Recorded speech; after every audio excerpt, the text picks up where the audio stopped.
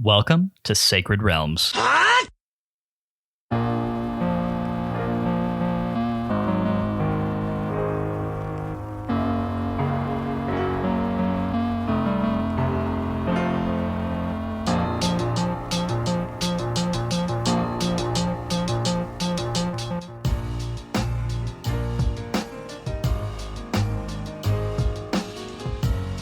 It's a great day in Hyrule, y'all. Welcome to Sacred Realms, a Zelda Retrospective Podcast. Back at it and better than ever in 2023. We have already technically recorded an episode in 2023, but that was which one? The Q&A episode.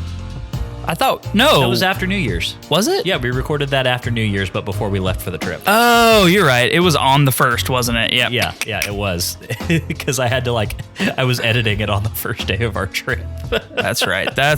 You're right. But regardless, this is the first regular season episode of the new year. We put it off for a few weeks. I'm glad that we did that.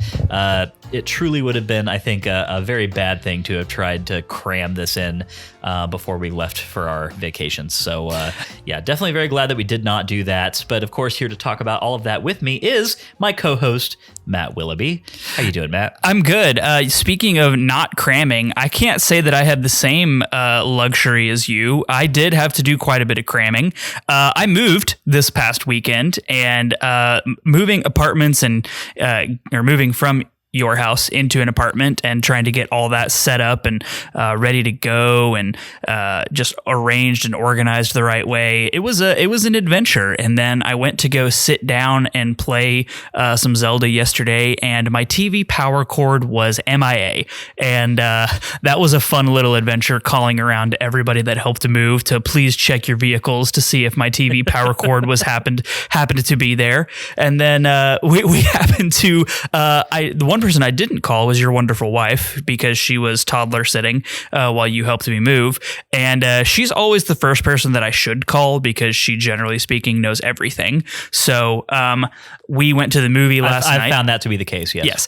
We went to the movie last night, and I mentioned it in passing, and she goes, "Oh, yeah, that's in our garage. I saw it the other day and thought that it might be important, and I'm glad that I remember where it is." So, should have just called your wife. So with all that being said, Matt, how many hours of Zelda did you play today?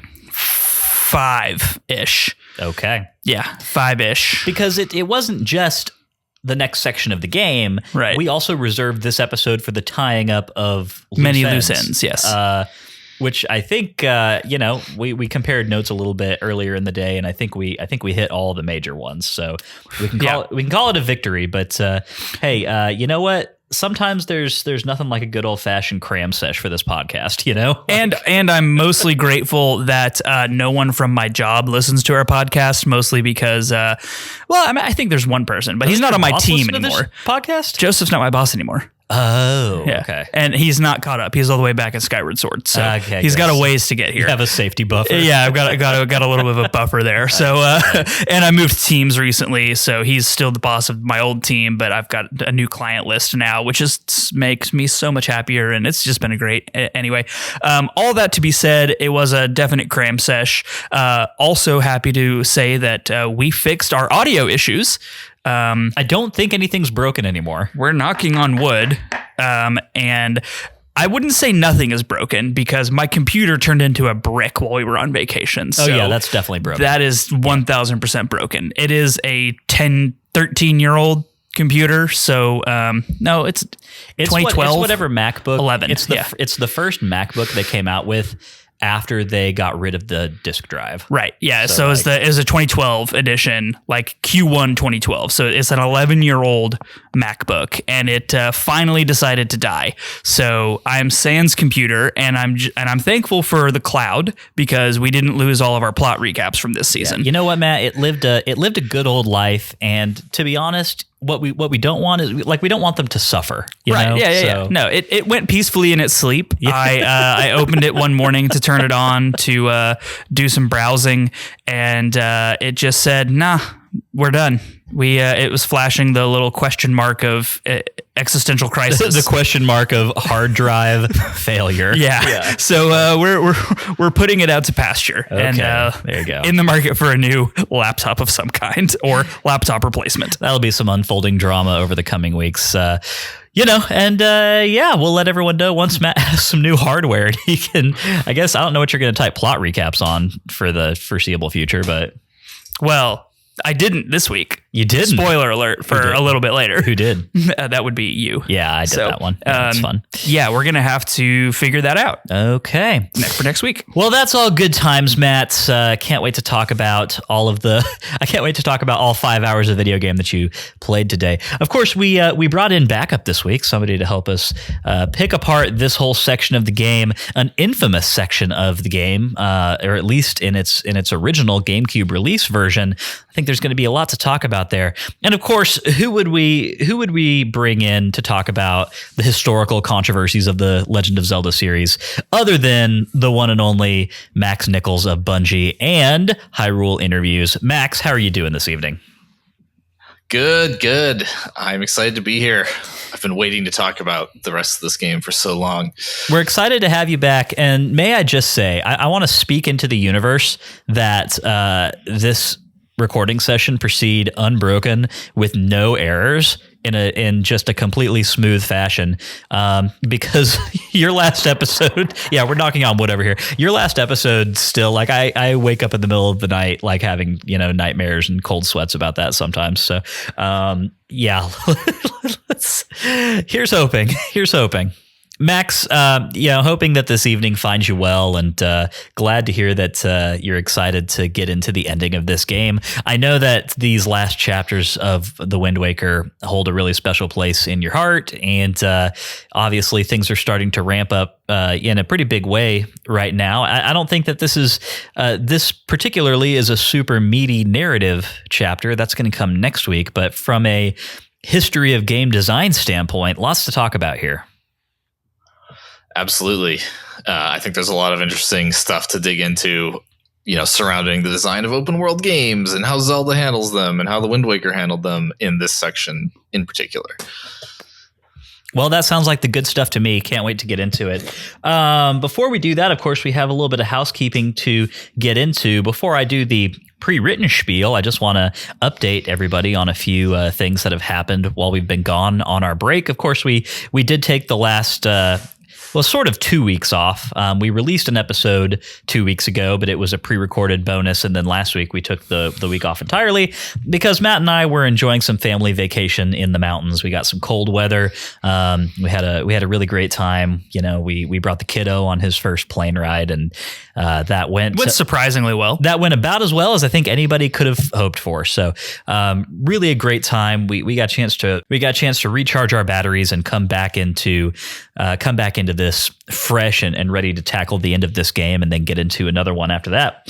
That does, of course, bring me to the main update of this section, which is that we did have a poll open for the last few weeks where our Patreons were able to vote for the next game that we're going to play after Wind Waker. Of course, as most of our longtime listeners will remember, we alternate between top-down and 3D Zelda games, which means that we're up for another top-down game after Wind Waker is finished. And the winner of that poll was none other than A Link Between Worlds on the 3DS, which I have to say the poll was pretty stacked with excellent options, but A Link Between Worlds is a game that I have a lot of fondness for, and especially having played A Link to the Past within the last year, I'm very excited to see you jump into it, Matt. So I think that that's a really great option. I'm looking forward to that season.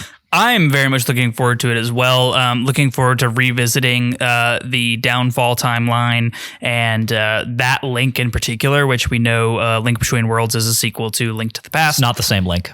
It's not the same Link? It's just in the same... It's like 100 years later. Oh, well... Now I'm slightly 1% less excited. The first half of your observation was completely correct. I said 1% less excited. 1%. No. But you were only 50% wrong in what you were saying. I know. Yeah. But I'm saying it decreases my excitement by 1%. Okay. Yeah. Well, sweet. Yeah. No, I'm very excited to That's like jump nothing in. at all. I know. I'm very excited to jump into it. I played the first like 5 or 10 minutes of it when I first got it on the 3DS for my birthday a couple years ago. It was just a really crazy time in my life that a lot of stuff was going on, so I wasn't doing a whole lot of gaming at that time. So I didn't get too far in it, but I'm very excited to jump back into it. And I have to be honest, I'm looking forward to having it on a mobile platform again.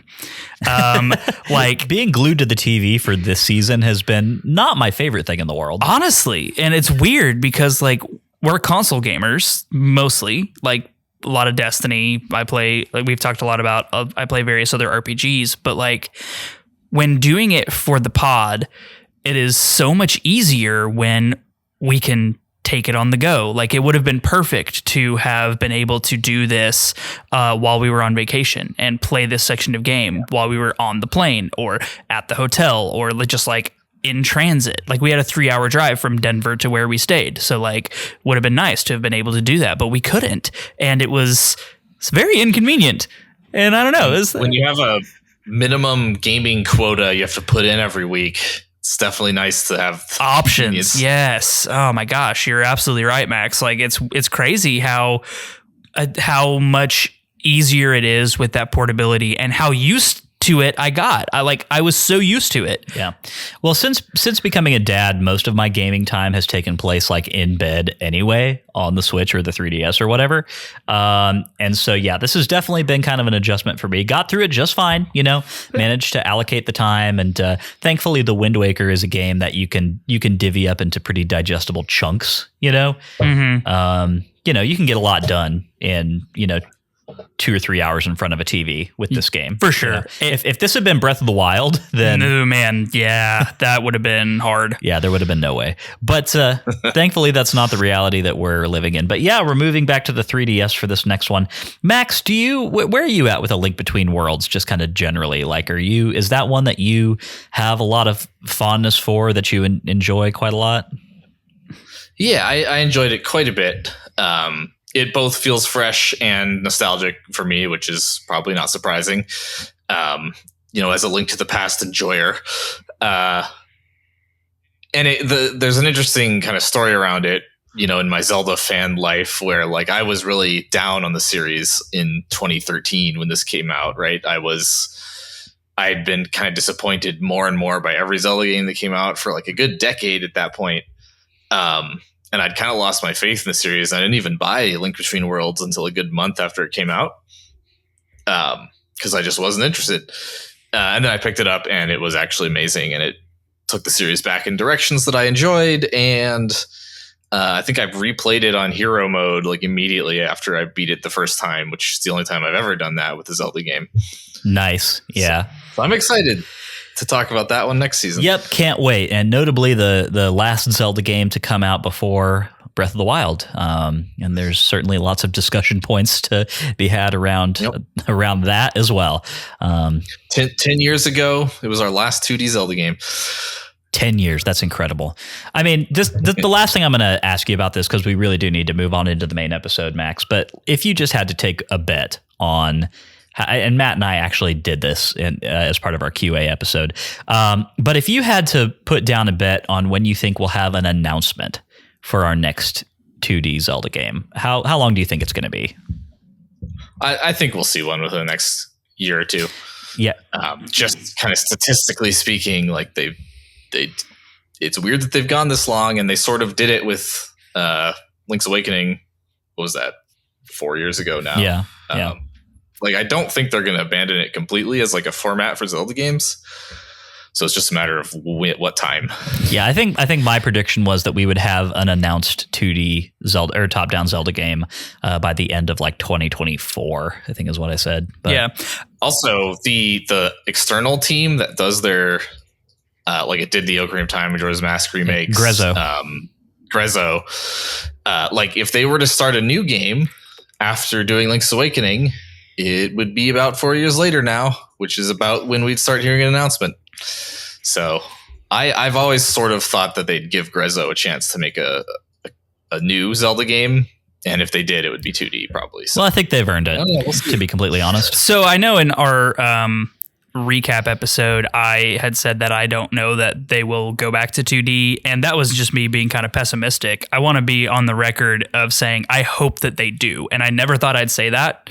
Honestly, I don't know about never, but I've been pretty open about 2D top-down games not being my favorite style of game, but I've grown to like it a lot more through the course of this podcast, and I really hope we do get a new one. And I hope my pessimistic outlook and prediction on our Q&A episode is wrong, and I hope that we get to see a new one soon.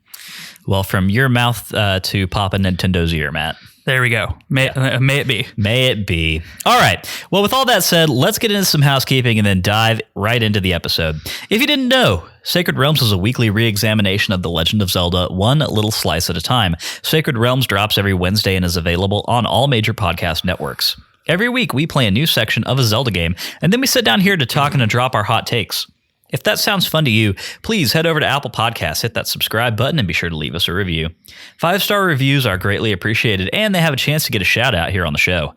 If you want more Sacred Realms in your life, you can head over to patreon.com/sacredrealmspod to get access to our Discord channel, listener mail, vote on what game we play next, and much more. Quick note on that Discord channel bit. I know that we I know that we shill the Discord channel quite a lot, but there's some really great stuff happening over there. If you're not involved in it yet and you're a longtime listener of this podcast, highly recommend you go get hooked into that community. Of course, if you listened to our QA episode last week, then you will know that that was actually live recorded with interaction from the Discord channel, and we had people who were hanging out with us that whole time, and that was a certified blast. I think Matt and I really enjoyed it, and our fans over in Discord have said that they felt the same way. So we will be doing more of that stuff in the future because it was a great time. Additionally, one of the benefits that Master Sword patrons and above get is that we read their names every week here on the show. Those legendary individuals are, and we have a few new ones, which is great. We love seeing that. Those legendary individuals are Theodore, Matt, Chris, Daniel, Fallout 907, Kelso, Tiffany the Star, Daxel, Patrice, Stephanie, Darknuck, Brian, George, Mike, Dylan, Allie, Lennon, Melanie, Kolku, Aiden, Rowan, Josh, Nick, Dante, Gep, Brittany, Davey, Haru the Mighty, Derek, Albert, Mark, Andy, Cameron, Tyler, Ben, Daniel, Nick D_TV, Travis, Christian, Jonathan, Hyrule Interviews, aka Max Nichols, Garrett, and Drew. These are the most legendary of individuals. They are wonderful people. I would have them at my back while infiltrating a haunted ghost ship any day of the week. Hey, that's a good plug for this episode. Yeah, what can I say? I'm okay. I'm okay at some of this stuff. But without further ado, let's talk about what we played.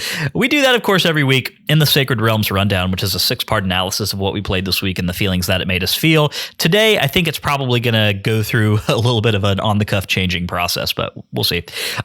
Today, of course, we're covering The Wind Waker, Chapter 7, which deals mostly with the Triforce quest and tying up some loose ends. Part 1 of the Sacred Realms Rundown is the plot recap, this week read by me. So without further ado, let's get into it. I love it when you do the drop for yourself. It's just like stroking your own ego. Well, that's the power that I hold as the primary host of the show. If one day you tried to assassinate me and take over that responsibility, then Well, luckily we don't live in the Terran Empire, so I won't have to do that. We do not. I appreciate that very much. With the full power of the Master Sword restored, the time has come to return to Hyrule below the sea and deal with the evil King Ganon. The King of Red Lions informs us, however, that in order to do so, we must first reassemble the shattered Triforce of Courage, said to be divided into 8 pieces and scattered across the Great Sea. Hunting these pieces down is sure to be a monumental task, and with no idea of where to start, we decide to head back to Windfall Island to catch our breath. Our attention is diverted briefly by the hooded shopkeeper, who engages us in an errand to help him restore his new shop to profitability. We aid him in delivering a variety of exotic flora to Goron merchants scattered across the Great Sea, and are rewarded for our trouble with an incredible magic armor. We also think to swing back by Mrs. Marie's school and learn that she has a great fondness for joy pendants, which we have been collecting on our journey. After surrendering a handful of these to her, she repays us with the deed to her own private Cabana Island, which we can now visit and relax at whenever we like. We continue our explorations of the islands on the Great Sea, and one day swing back by a postbox to check our mail. The mailbox informs us that we have a delivery from Tingle, and after paying the outrageous delivery fee, we see that this is a chart which contains a golden series of triangles marked on our map. Could it be that Tingle has some insight into our quest? We decide to test out this theory and head to the nearest marked grid at Overlook Island. Dodging pirate attack boats and using our hookshot to ascend the towering spire of rock, we find a hidden entrance and a small dungeon filled with enemies. Defeating these foes brings us to a chamber with the symbol of the wind on the floor. Using the Wind Waker summons an ornate chest, and within the chest is indeed one of the 8 shards of the Triforce of Courage. Tingle came through after all. We proceed to the other locations on the map one at a time, overcoming a series of enemies and obstacles and obtaining more broken shards of the Triforce. Before long, we notice that the map contains squares depicting charts as well as Triforce pieces. And at one of these squares, we defeat an armada of pirate vessels to discover that one had held an indecipherable map. We know that Tingle has expertise as a map maker, and so we take this chart to him, which he helps to interpret for a modest fee. Going to the location marked on the interpreted map and using our handy grapple, we pull up a chest from the sea floor containing another Triforce piece. 2 further Triforce charts prove to be just as fruitful as the one deciphered by Tingle. Finally, we have 7 pieces of the Triforce after discovering one buried beneath the exotic cabana that we gained ownership of so recently, and are unsure of where to find the final shard. The incredible chart shows a Triforce piece overlaid on top of a ship surrounded by blue flames, and we recognize this as being the horrifying spectral galley that sometimes appears on the Great Sea at night. We have never been able to board this monstrosity before, but a possible solution comes when we discover an underground cavern on a lonely island containing the immense wreck of a ship. We carefully tread through the blasted hull of this once proud vessel, avoiding floor masters and trying to find a path using warp pots. Finally, we discover a chest containing a chart which shows an image of the ghost ship and different phases of the moon. Using this chart, once we return to the King of Red Lions, we can tell where the ghost ship will be on the Great Sea, depending on the current position of the moon in the sky. Following these directions, we go to the coordinates marked on the map and do indeed find the ghost ship, surrounded by blue flames and an unnatural storm. We sail close to the ship and find that this time we are able to approach it. The chart we found in the cave has clearly granted us access, and we board the ship to find a cargo hold infested with redeads and Poes. We are able to push past our fear and defeat the spirits of the departed, which grants us access to an upper room and the final piece of the Triforce. With all 8 pieces now reunited, the Golden Triangle reforms before our eyes.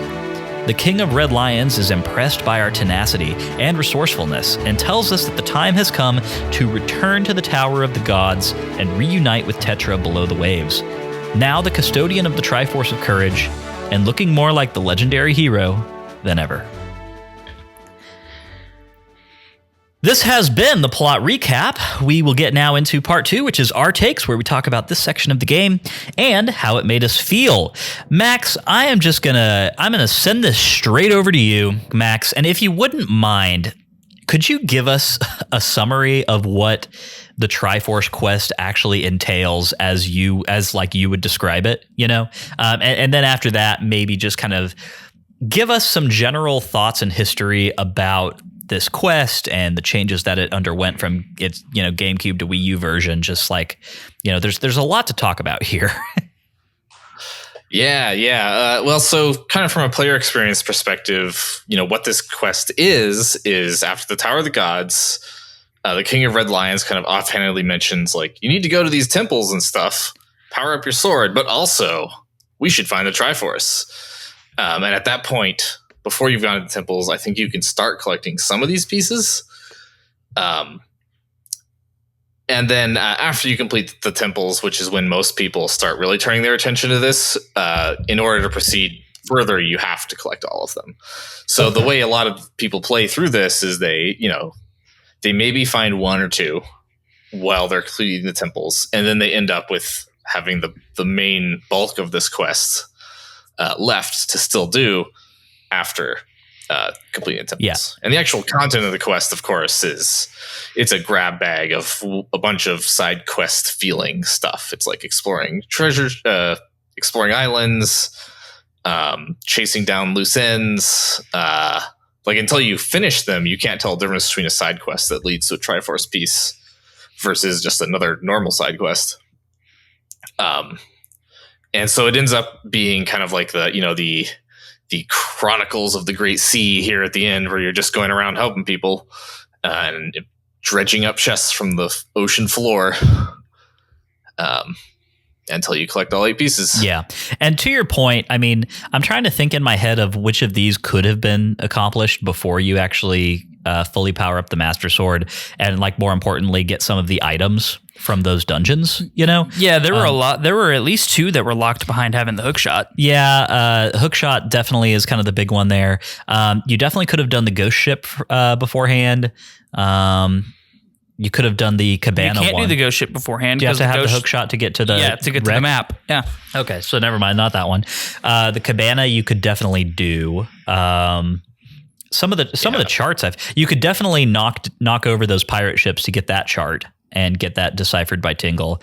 But to your point, Max, I feel like none of this stuff is like really top of mind for most people who are playing the game.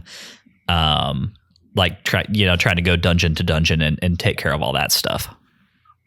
It's hard to look past the gravity of those big highlighted dungeon squares on the map. Like they pull your attention.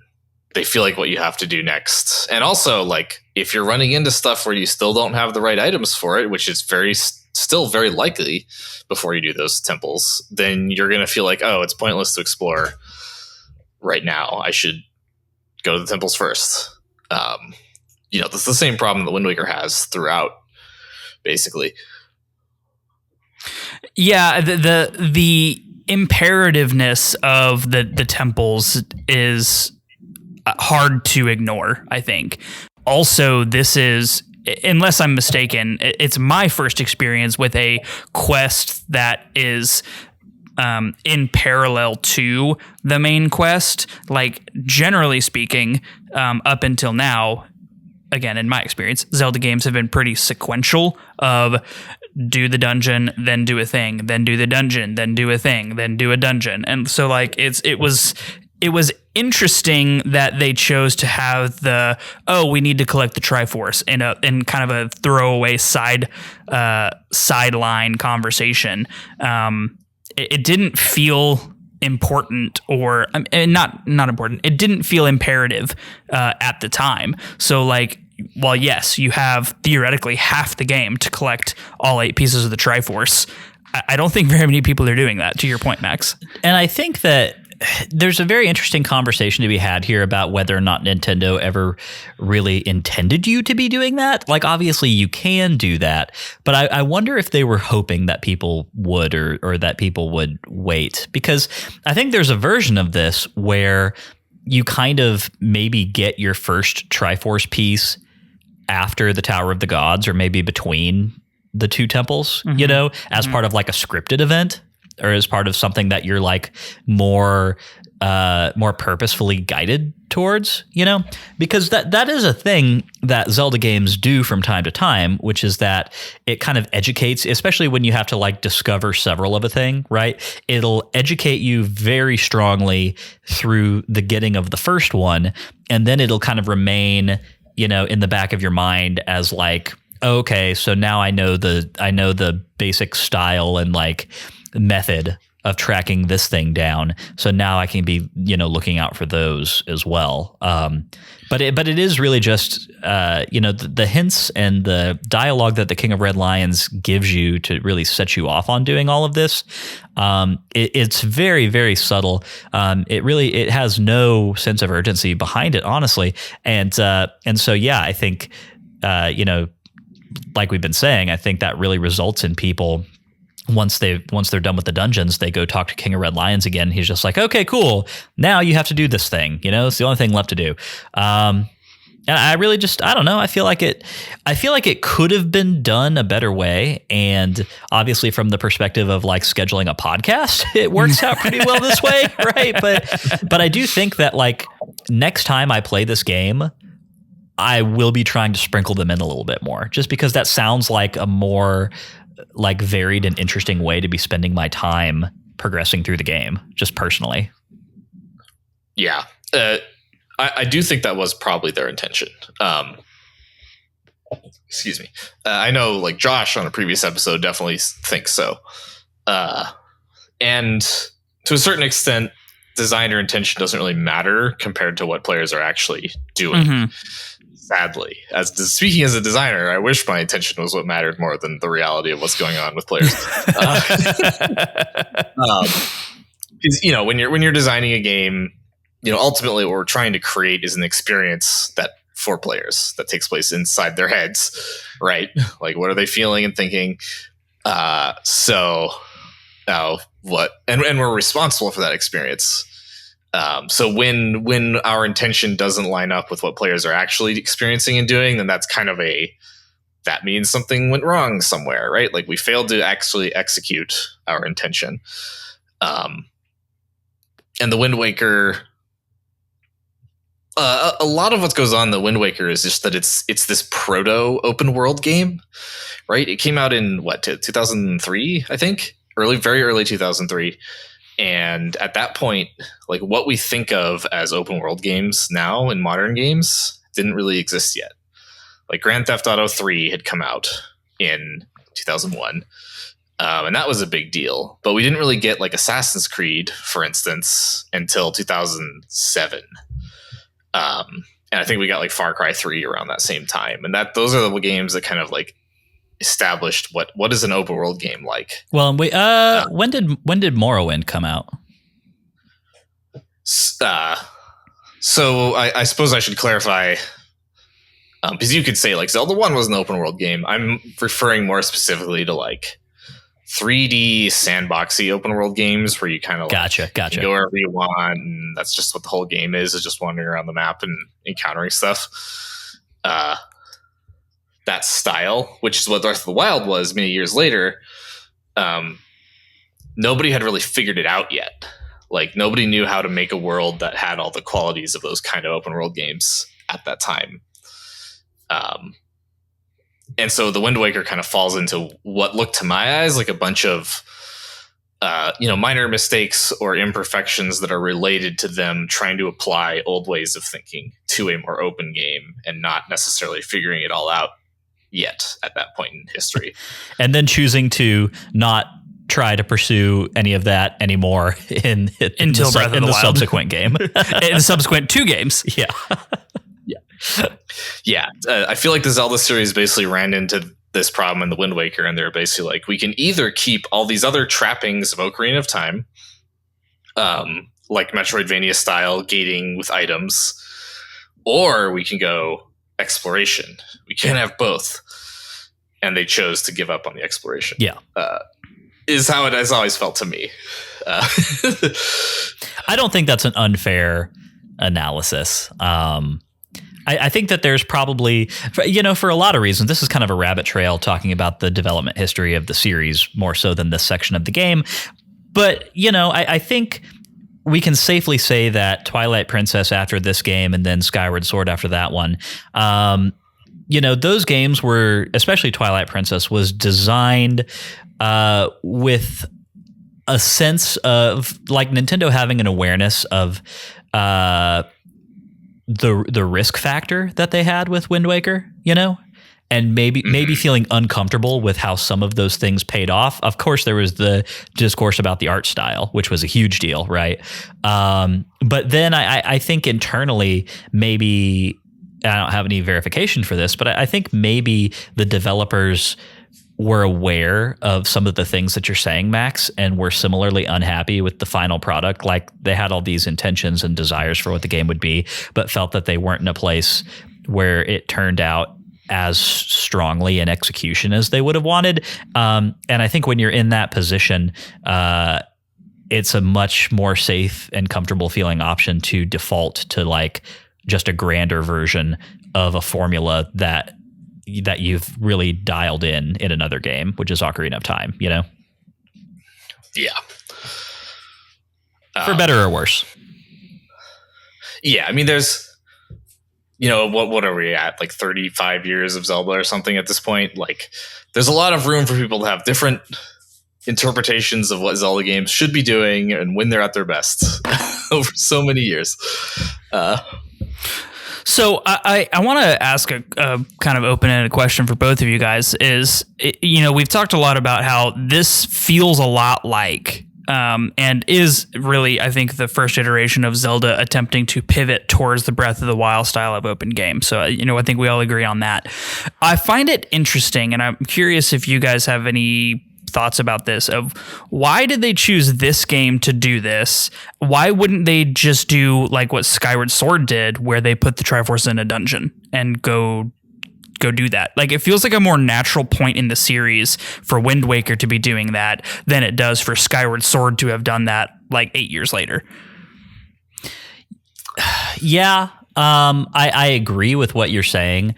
I think,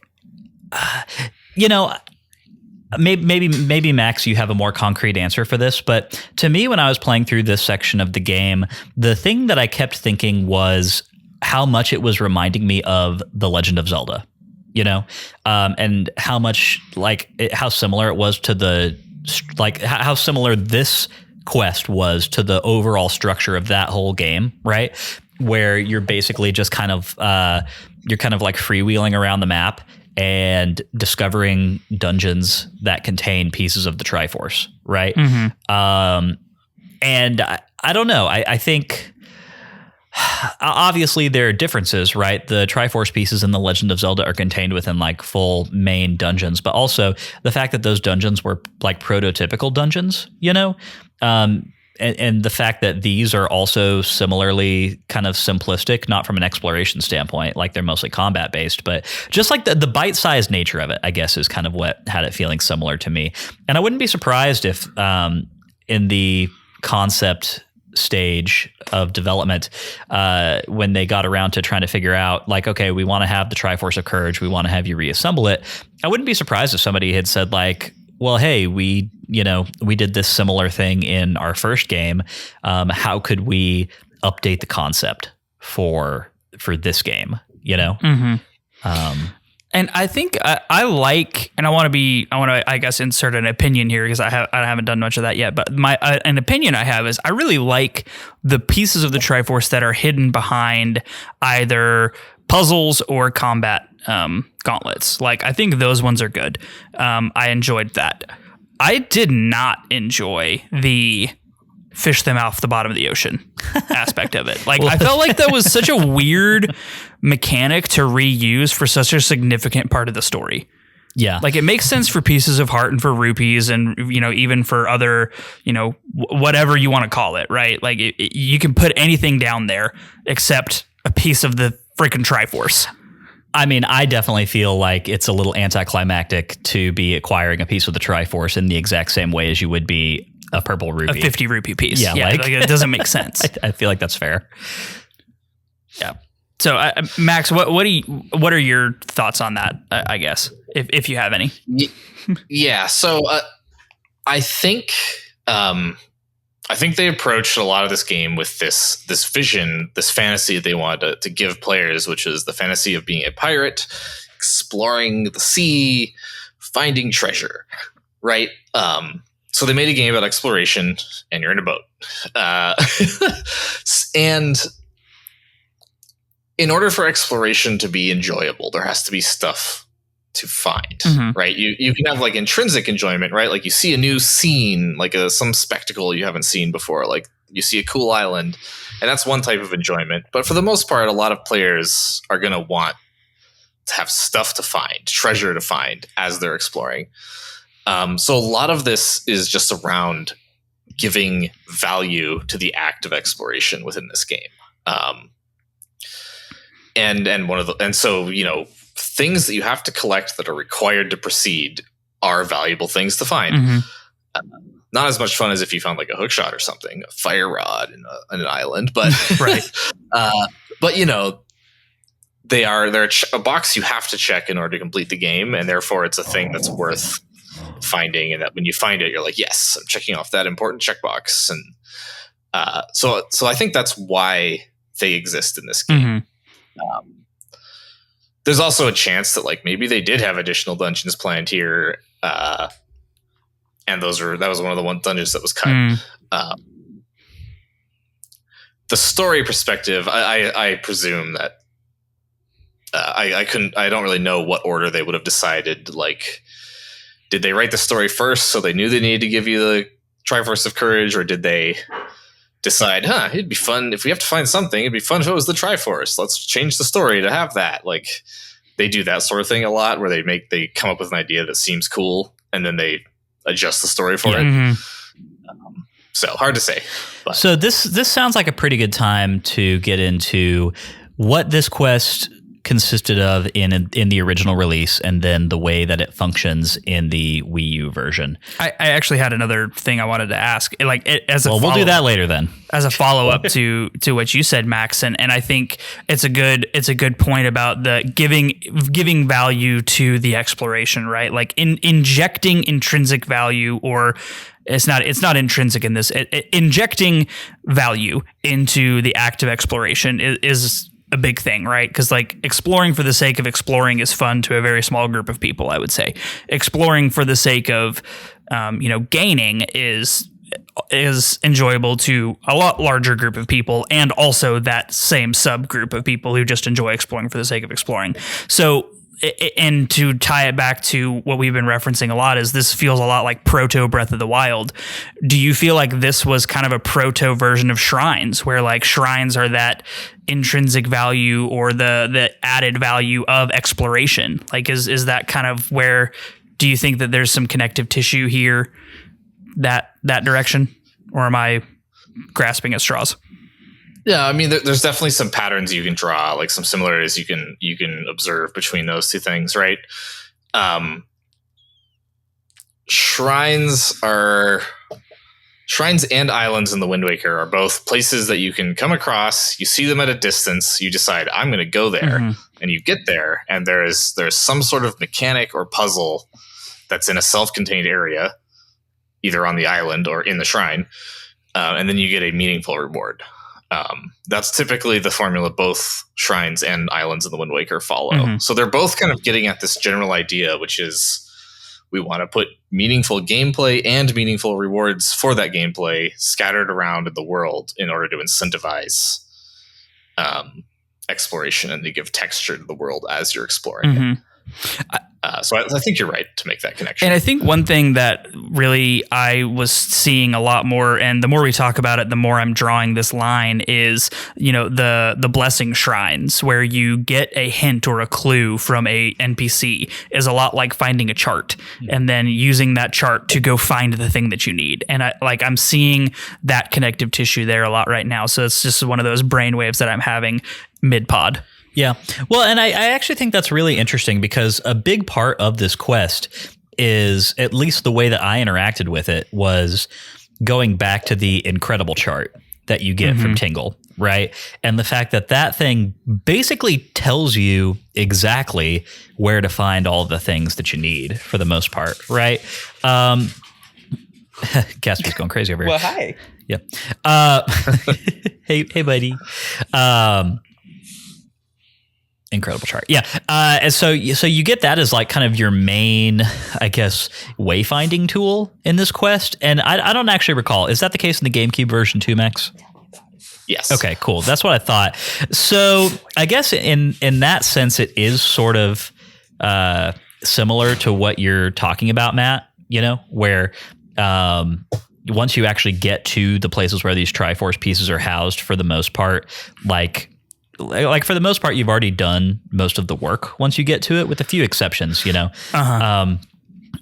I don't know. I just think that that's so interesting, and it has me wondering if that was really the most satisfying way to go about this. I know that there are other hints. I know that Fishman gives you clues about each of these islands. Like, if you're next to an island that contains a Triumph Fork, right? Yeah, exactly. Yeah. I was trying to remember what he called it. I was like, Trifork? No, that's not right. Yeah. So, I mean, like, Fishman can help you out here a little bit too. It's a difficult problem to solve, I think, because I think that, especially with 8 pieces to find, you don't want to make it too frustrating for the player, right? Right. Yeah, like, you don't want to put them in a situation where the hints that get them to a piece of the Triforce are just like are way out of the way. And it's like if Fishman's the only one who's giving you hints, then I could see that being a very frustrating situation for a lot of players. Because especially given that that's kind of like a one-time thing, right? Like you give Fishman bait to get that piece of the map unlocked, you know? And then after that, you know, you're usually not, especially if you forget the hint, you know, you're usually not going back to islands like, oh, I'm going to give Fishman more bait to see, like, to hear the hint again and see if that's something that I'm like working on right now, you know? Quick note, you can read the hints again on your mini map. Yeah, on the Wii U, it's on the Wii U on the version Wii U only. version. They're really? they're on their they're on the gamepad, and there's like a little so you know if you're on the map screen, you have your 7x7 grid. Then on the side, you have a couple little icons, and I think like mid to lower quarter section on the right side, there's a Fishman emblem, and if you filled it in, he's got a little text that. Oh, I didn't even notice that, and that honestly makes Fishman kind of a jerk because he's sitting there talking like the only way that she can hear these things again is if you give him more bait. I feel like a very video gamey thing to do would have been you give Fishman the bait and he tells you the hint and he's like, if you ever want to hear this hint again, just look at it on your map or whatever. You know? I don't think that was there on the GameCube version though. I think it was just the Wii U version. So I doubt they would have changed his text line. Do you know, Max, if those are that was only the GameCube or only the Wii U Oh, version, okay, cool. yeah. All right. So then that makes a certain amount of sense. But I don't know. I kind of came away from this feeling like the Incredible chart made things just a little too easy to me. Yeah. They were trying to solve this problem of, you know, if the player has to collect all of these things, and they're sitting there and like, I want to progress the main quest. What do I do? The answer can't just be explore 100% of the game world, right? There needs to be some breadcrumb trail here, some quest log, some hints. Sure. And I think they landed on this one because it solved the problem. Maybe not as elegantly as, you know, something like Breath of the Wild does. Well, Breath of the Wild solves all its problems by just making literally everything optional. Right. And the funny byproduct of this is that it turns Tingle into like a weirdly omniscient character. Like, yeah, he's weirdly, yeah. I think the other thing, and so I'm actually going to go counterpoint to you, Lyndon. I think the Incredible chart is very necessary because I can't understand most of the treasure maps. Like they all show a very zoomed in portion of a map square, and you get like a portion of the object within that map square. So like if you're looking at say one of the reefs, or if you're looking at just even better, if you're looking at an island, you're looking at a portion of the island and then there's an X in the middle of the water. And what island is that? I don't know. It's just a circle. There are tons of circle islands on all of these squares. Like, am I going to go to every island that has a circle on it that is roughly in the shape of that shape and like just sail around it and hope to God that I'm at the right square?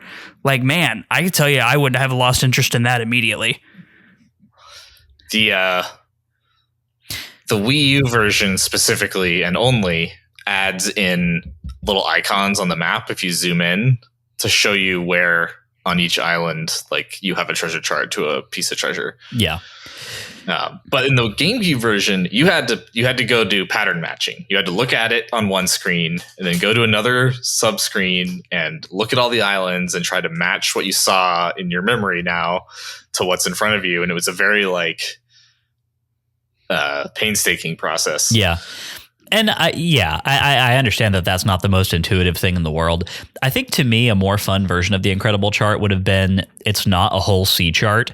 It is just like, you know, maybe it's even just like one square that shows the whole island that a thing is on, you know, and you just kind of have to put that together yourself. Like it's not trying to be as difficult as like, here's a little corner of this island and you try to figure out which little corner of an island that is. Yeah. Right? Like I think if each of the charts, each of the Triforce charts showed the whole square and all of the islands and all of the land markers that were on it. Yeah.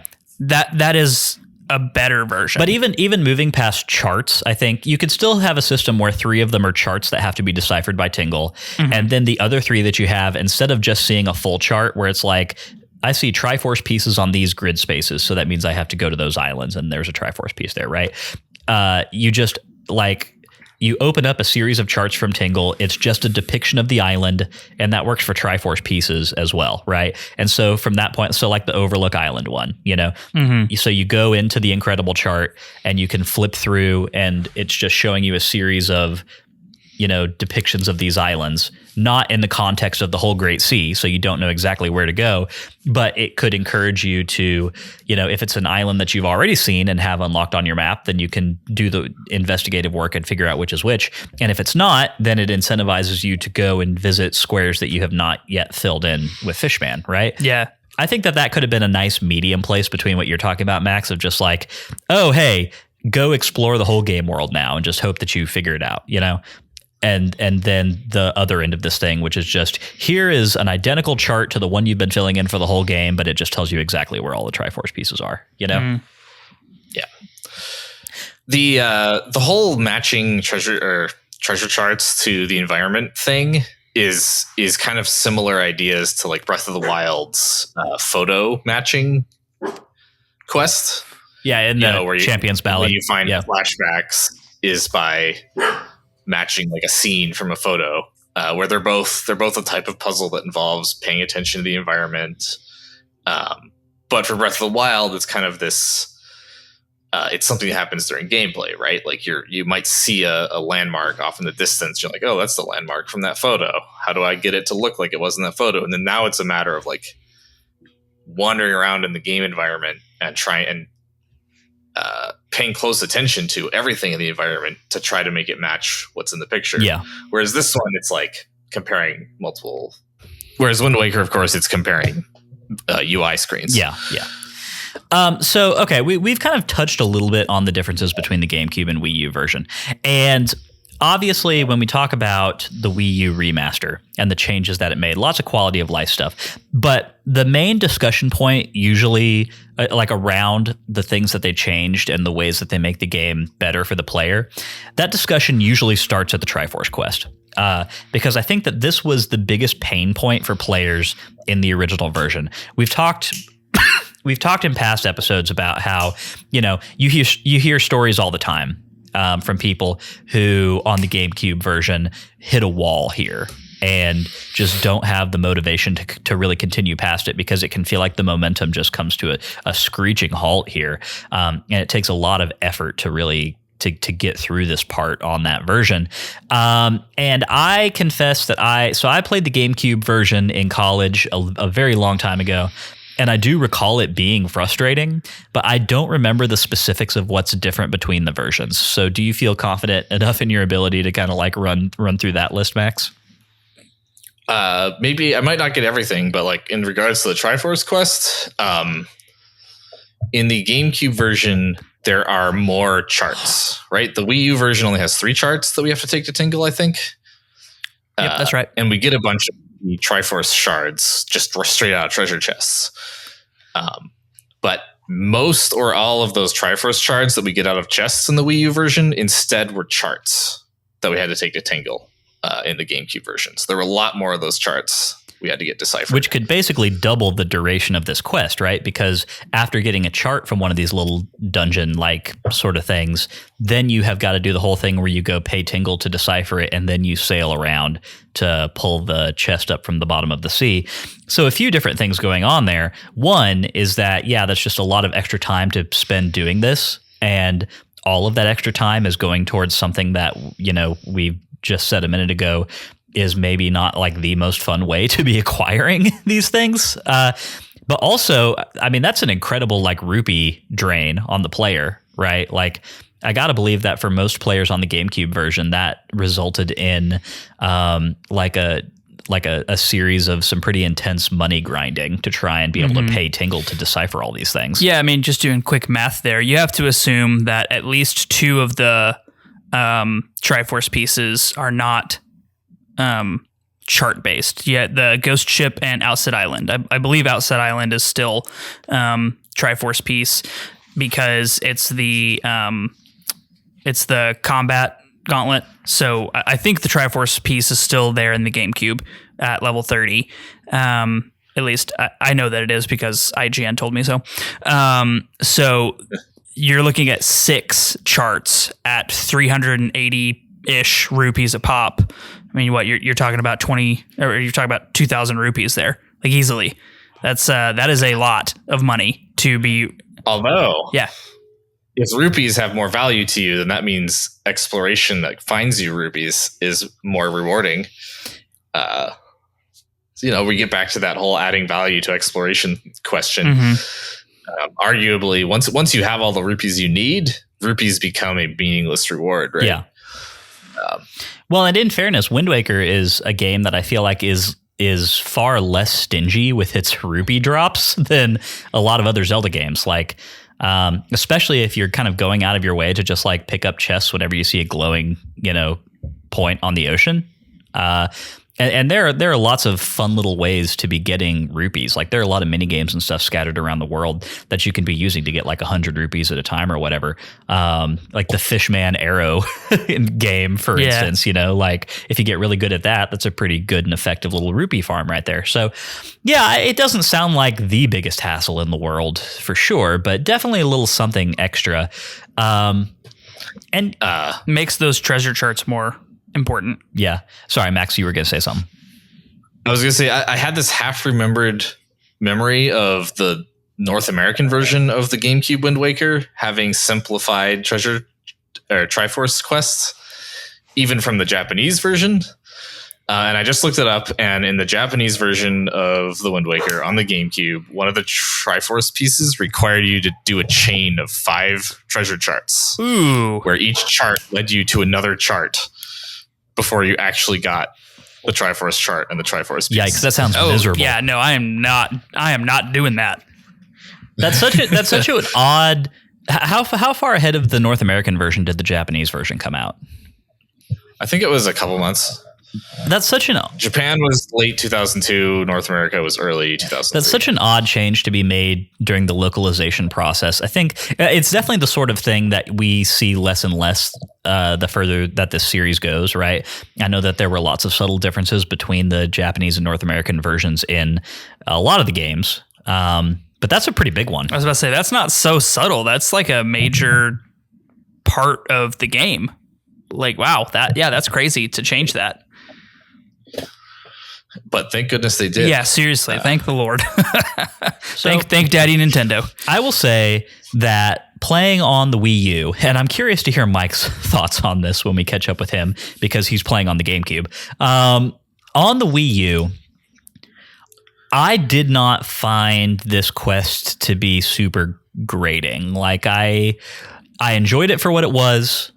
Was it my favorite part of the game? No, not really. But like, I felt like it took about as long as it should take. It felt like it was really taking up the space of time that was appropriate to the task. And I don't know, like I guess I enjoyed it for what it was. I definitely think that I would be having a lot. I like cramming it all into one chunk together.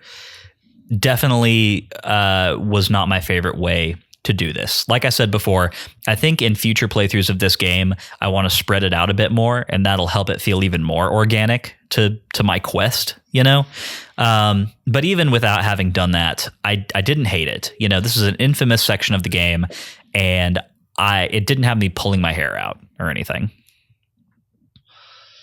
Yeah, I think I would agree with that. I found it slightly tedious from just the pulling stuff off the seafloor, but everything that was not pulling stuff off the seafloor, I really liked. I liked having to go to either new islands or islands that I've been to, like Outset Island, and finding things that were inaccessible earlier that I can now go do and be rewarded for in a very valuable way. And like some of them not only had Triforce pieces, but also I think I got like 1,500 to 2,000 rupees doing this whole quest. Like, and a lot of those came from the the Savage Dungeon. That's what it is. Yeah, man, I swear I got 1,000 rupees in the Savage Dungeon. Like it was crazy. Or Savage Labyrinth, that's what it's called. And like that was awesome. I liked that. I would say that I think spreading it out, especially for the seafloor exploration stuff, is the way to go, just to kind of give yourself room to breathe through it.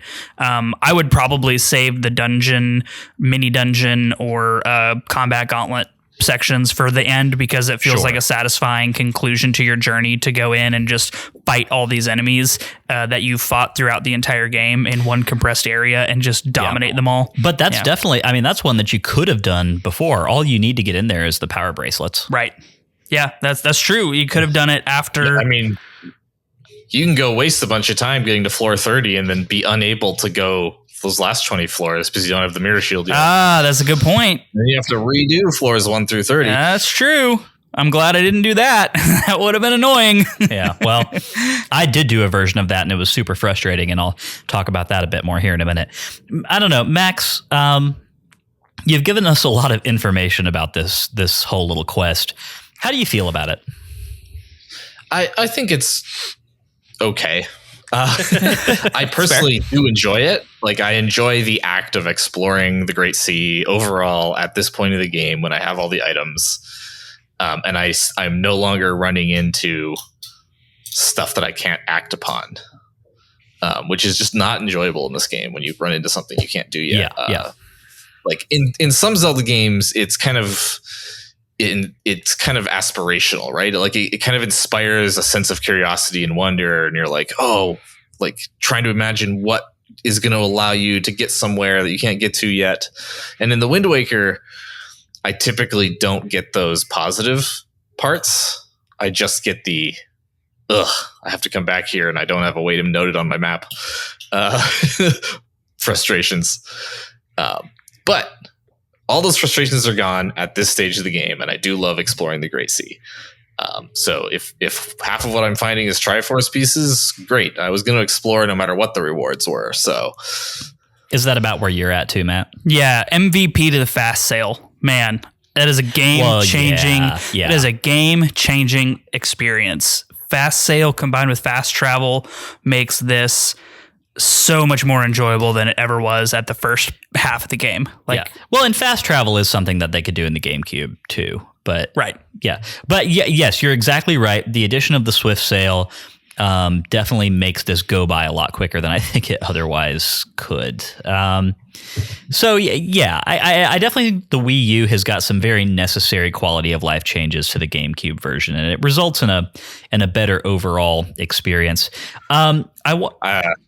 Sorry, what, Max? Oh, good. I was going to say I have a few thoughts about like the experience of exploration in the Wind Waker. Oh yeah, go for it. But you can finish your thought. No. I'm done. Go. Okay. So I talked a little bit earlier about how it's kind of a proto open world game, right? And there's a lot of stuff they hadn't figured out. So I have a small list of notes here. And like, to me, one of the things that always weighed on me about the Wind Waker's exploration experience was that it's too predictable. It's divided into a grid.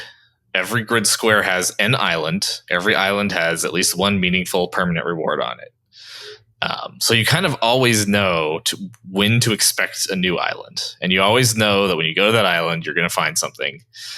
It lacks a lot of that, like, kind of that sense of organically stumbling across stuff or following your gut based on what's interesting looking. Because most of the time you're not seeing anything. You're just going to a square, and then you need to find the island in that square.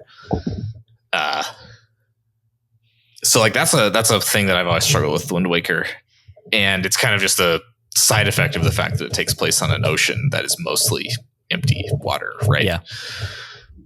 Which is also, I mean, that atmosphere is one of the biggest feathers in the cap of this game, but also it's kind of it's a bit of a monkey's paw, right? Where it definitely takes a toll in that way as well. Right. Imagine if the islands weren't on a grid and you had to like find them with your eyeballs while swimming around on your boat, right? Like, it would actually be kind of frustrating. It'd be hard to find them. Like, it'd be hard to understand where you needed to look. So I don't know how they could have done it better.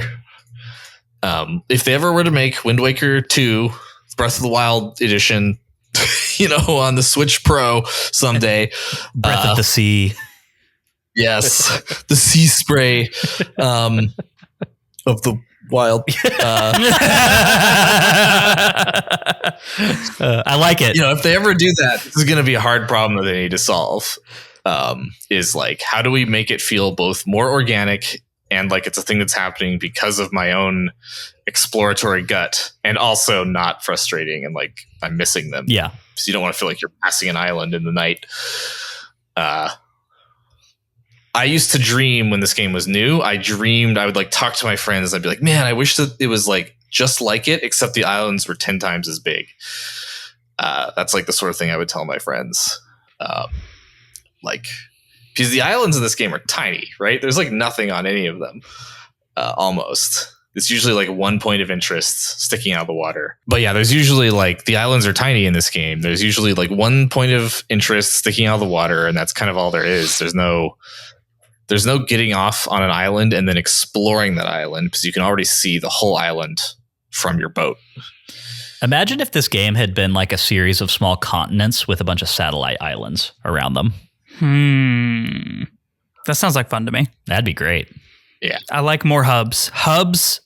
I think hubs are an aspect that really drive a sense of place into a game. Yeah. Like the towns that you have in Breath of the Wild, Terrytown, Zora's Domain, Rito Village, Kakariko Village, like those, etc. Yeah. Yeah, those hub locations just do such a good job of driving a sense of unique place into an area, even within like subdividing Hyrule or subdividing, in this case, the Great Sea into more unique locations. I think that would have been really fun to have had a couple more hub locations outside of just Windfall Island and Outset Island. Yeah, I agree with that. Yeah. The continent idea kind of gets back to that technical stuff I talked about in my last episode, where like the reason they could do an open world game was because they didn't have to load as much landscape. So that's probably one of the reasons why the islands are also small. Yeah, but in 2032, when we get The Legend of Zelda Breath of the Sea Spray of the Wild, nothing's stopping him now. I will say, there are some islands in this game that I get up to them and I'm like, I immediately have this like huge curiosity of like, what is the story behind this island? Why does this island look like this? Overlook Island. It's got like it looks like an archipelago on the map, my memory serves, but it's actually like towers rising, but there's no way to get into them. They're just, and you're like, by this point, you probably know about Hyrule under the water. So like, what were these towers? Like, why are they so high up? What's inside of them? Yeah. Or the block island, the one that looks like a Minecraft. Yeah, that's the one that I was thinking of as soon as you said that. I definitely had some fun like fictional ruminations around the how and why of where these Triforce pieces are located as we were going through this. The one that I had a lot of fun with was actually the ghost ship, where it was like, oh man, okay, so Hyrule's being flooded, the Triforce is being split up and given to like different guardians and custodians, right? And I had this idea of like, oh well, what if the ghost ship was crewed by like, the Sheikah or something? What if it had some connection to the Shadow Temple? And then when it's wrecked and everything, that's why it's infested by spirits and everything, like some kind of weird connection to the creepy, Impa vibe of Ocarina of Time. That's highly, highly obscure and that's right. That's head. It's cool when it gets your head racing. Like it doesn't matter what your story ultimately is. Like if you're thinking about it and trying to imagine stories, like the game is doing its job. Sure. Yeah, absolutely. That's true.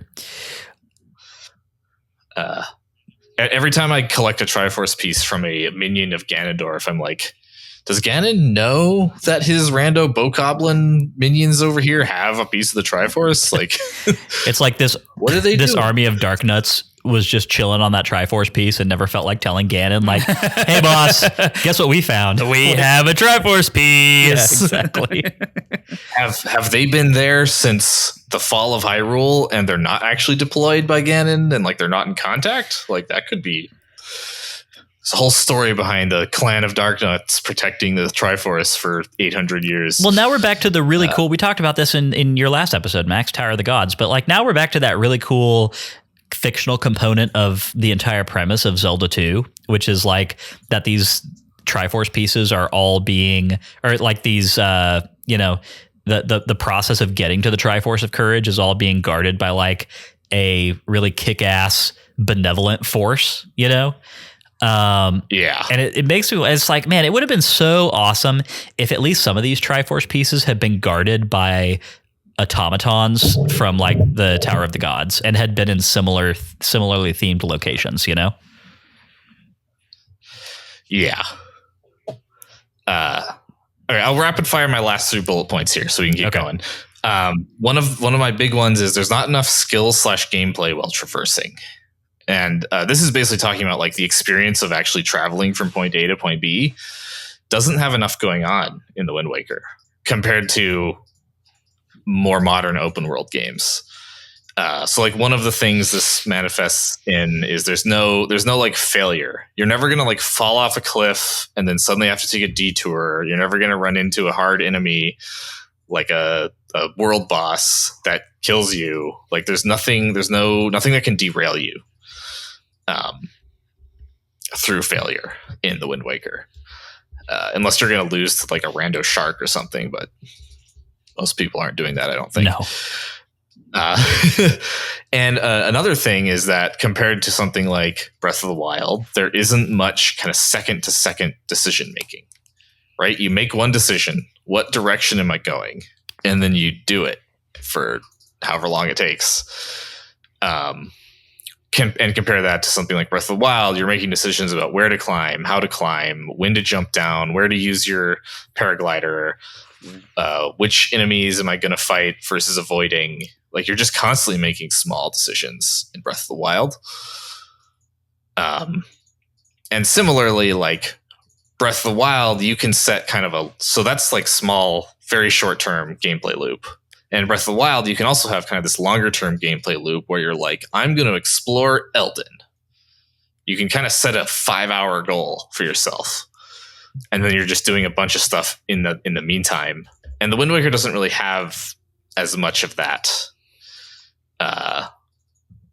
Like you're not seeing something in the distance and saying like, I'm going to work over the course of 2 hours over to that thing I saw in the distance and explore everything between here and there. There's nothing between you and whatever you can see in the Wind Waker.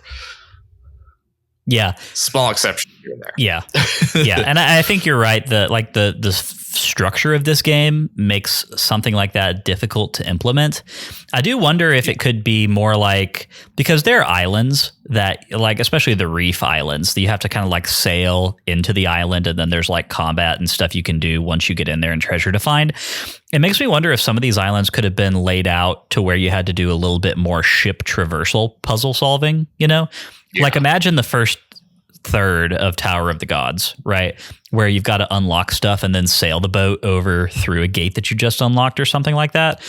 I think even within the confines of like island can't be too big, got to be confined to a grid space, yada, yada. I still think there could have been some of that here. And I think it would have slightly remedied a little bit of the lack of meaningful experience happening between places that you're talking about. Like between places still would have been pretty bare, But like once you get there, there's a bit more to do on the actual boat than there is right now. Yep, I agree totally. And so the last thing I have on this little list I'm talking about is in most AAA modern open world game design, designers spend a lot of time thinking about the density of serendipitous goals for players to stumble across while they're exploring the world. And this is stuff like, a big goal is a divine beast. A medium goal is a shrine you saw in the distance. And then small goals are like Korok seeds scattered around. So like normally what you do is you see a big goal and you're like, I'm going to work towards that big goal. And then as you're working towards the big goal, you might find or see or spot medium-term goals. And as you're working towards those, you might do the same to smaller goals. So there's kind of this whole hierarchy of goals that grab your attention. And there's this whole thing that happens where you get distracted by stuff as you're exploring. And that hugely helps create a sense of exploration. Like you are making decisions about what you're interested in investigating. And then when you investigate, you find stuff. And a lot of open world games understand that, but they didn't seem to understand that so well at the time of the Wind Waker. Yeah. So that was the last thing I had in my bullet point list. No, those are all great observations, and it's fun because it's so fun to talk about this, right? Because the concept of the open world game with many, many, many things to do is kind of ubiquitous in games at the moment. Like, I think we're actually sort of in a transition point where a lot of studios are kind of starting to move away from this just a little bit, like slowly. But I think the last 10 years of major games have been sort of dominated by stuff that has like refined this formula to an incredible degree and then like, you know, delivered a 100+ hour game out of it, you know? Yeah. And so it's like really it's a formula's maybe gone a little too far in some cases, but yeah, well, it's like, well, and so I was actually talking to Matt the other day about the whole, you know, the news that Ubisoft was working on their next Assassin's Creed game, and it was one that they were actually they're dialing the experience back a bit and trying to bring it back a little bit more to what the original Assassin's Creed was like, which is, a little bit less stuff to do, a little bit more focus on stealth, and just kind of a bit more of a streamlined, contained experience. Because I think there is a little bit of fatigue at the moment around every single game just being, you know, a hundreds of hours open world game with unlimited little things to do, you know? I think people are generally tired of the 200 hours of clearing icons off the map. Yep. Experience. That is one of the classic things that is most complained about in The Witcher 3 is the whole Skellige section of the map where it's just, there's like 100 or more little question marks scattered throughout the islands, a lot of them in the ocean, and it's just crappy treasure that doesn't matter. And is one of those things. It's not fun to do. It's not fun to go clear off those icons when they give you nothing. And even if they did give you something, you can't make 100 icons in a small section of a map all be worthwhile. It's just like, that is not a fun experience for anybody. Yeah. The newest Horizon game, Forbidden West. I don't know if either of you played that, but the way the side content in that game was organized was that you had this big quest tab in your on your subscreen, and it had tabs like a Chrome browser almost. And the first tab was like main quest. The second tab was major side quests with major story stuff in them. Third tab was, you know, less important side quests, etc. And then like the last tab was like the most throwaway garbage collectibles that nobody cares about. And the whole thing was literally organized based on how important the content was. And I think what they expected people to do was, for some players like me, to only care about the first 3 tabs. Yep. Just played it. And the only people who go all the way down are the people who are like, collect all 900 Korok seeds or whatever. Poor souls. Yeah, never one of those. Never be one of those, in my opinion. Be one of those if it makes you happy, but I'm never going to do it. That's I guess what I mean. Yes, yeah. I will never be one of those. Yeah. Yeah. Well, anyway, like I say, those are all very interesting observations, Max, and I feel like this was definitely the most appropriate part of the game to talk about them, specifically because of what you said a minute ago, which is that the guardrails are all off, the restrictions are all gone. You know, the Great Sea is your oyster at this point. You know, like everything that it can be, we now have access to. So definitely glad that we got into that. Before we move on to the next section, I want to ask each of you real quick just to go ahead and pick a favorite Triforce shard from this whole little quest. And I'm going to let you go first, Matt. I think mine would be the Triforce chart number 2. Savage Labyrinth. Ass. No. I mean, yeah, that's fair. And I mean, was that just like, obviously that one I feel like requires much more time investment. Yeah, than any of the others. I kept like it just kept going and kept going, and after the like fourth or fifth time I dropped down, I was like, man, am I like hitting the bottom of the ocean seafloor at this point? Like, how am I going this deep underground on an island? This doesn't make any sense. And then I actually looked it up because I was like, am I doing this right? Was I supposed to like go back up at some point? And IGN was like, no, there's 50 floors of this. You get the Triforce piece at 30. And I was like, oh, okay, cool. I'll just keep going down. We'll just keep going. It's fine. But I enjoyed it a lot. It was a lot of fun. Yeah, I want to talk about the Savage Labyrinth a bit more here in an upcoming section. But yeah, I figured. Yeah, but for now, I'll send it to you, Max. I mean, I have to pick the Ghost Ship. I thought about the Cabana one, but the Ghost Ship takes the cake. The Ghost Ship is super interesting to me. I have a question for you, Matt. Yes. Did you ever see the Ghost Ship before you were trying to find it? Yes, many times. And I tried to get into it every single time I saw it. I tried shooting it with bombs from my cannon. I tried shooting it with arrows. I tried to sail into it. I tried to deboard the King of Red Lions and swim up to it, which caused me to drown.